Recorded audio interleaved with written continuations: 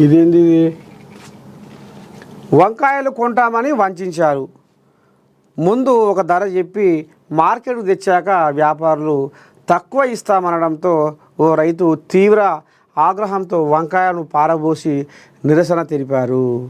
జయశంకర్ భూపాలపల్లి జిల్లా చిట్యాల మండలం ముచ్చిపర్తికి చెందిన రైతు మాజీ సర్పంచి నందికొండ రవీందర్ రెడ్డి తన పొలంలో వంకాయలు సాగు చేశారు. ఆదివారం హనుమకొండ జిల్లా పరకాలలో వారాంతపు సంత ఉండడంతో కూరగాయలకు మంచి ధర వస్తుందని ఆశించారు. కూరగాయల వ్యాపారులకు ఫోన్ చేసి తోటలో వంకాయలు దింపుతున్నట్టు చెప్పడంతో కిలో 40 చొప్పున కొంటామని తీసుకురావాలని కోరారు. దీంతో తన కారులో 2 బస్తాల వంకాయలు వేసుకొని 18 కిలోమీటర్ల దూరంలోని పరకాల మార్కెట్కు తీసుకొచ్చారు.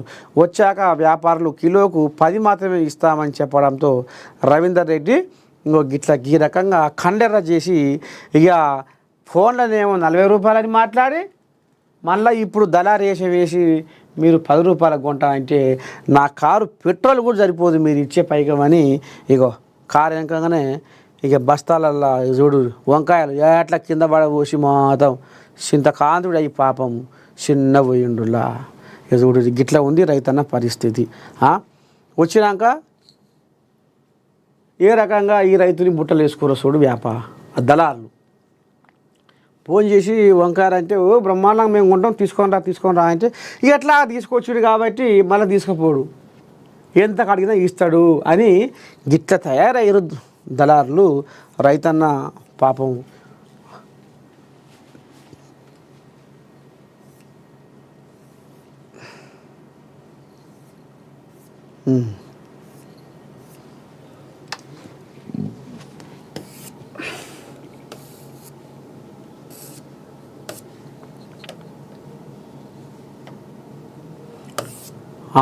ఇది అవుపడే వార్త ఏదో ఉండే 10 ఏళ్ళుగా నిరుపయోగం రూపాయలు కోట్లు వృధా ఖాళీగా మున్సిపల్ అతిథి గృహ సముదాయం అతిథి గృహంలో మూసి ఉన్న దుకాణాలు. సరే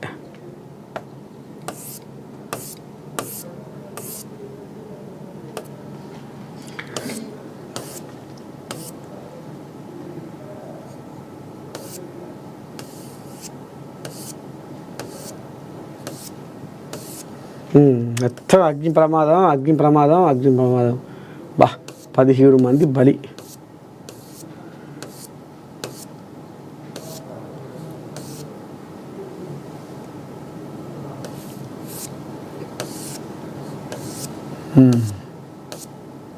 ఇంకెంతమంది ఇరకపోయారు ఏమో అలా ఇప్పటికే 17 మంది బయటికి తీసిర్రు.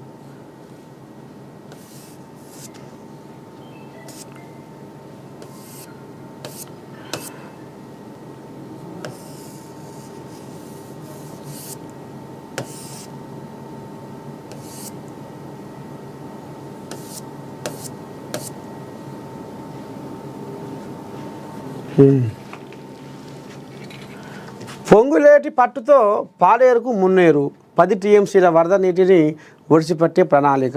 మున్నేరు నుంచి పాలేరు రిజర్వాయర్కు గ్రావిటీ ద్వారా నీరు తరలింపు. రూపాయలు 162.54 కోట్లు మంజూరు చేస్తూ ప్రభుత్వం ఉత్తర్వులు. రేవంత్ ఉత్తములకు కృతజ్ఞతలు తెలిపిన మంత్రి పొంగులేటి.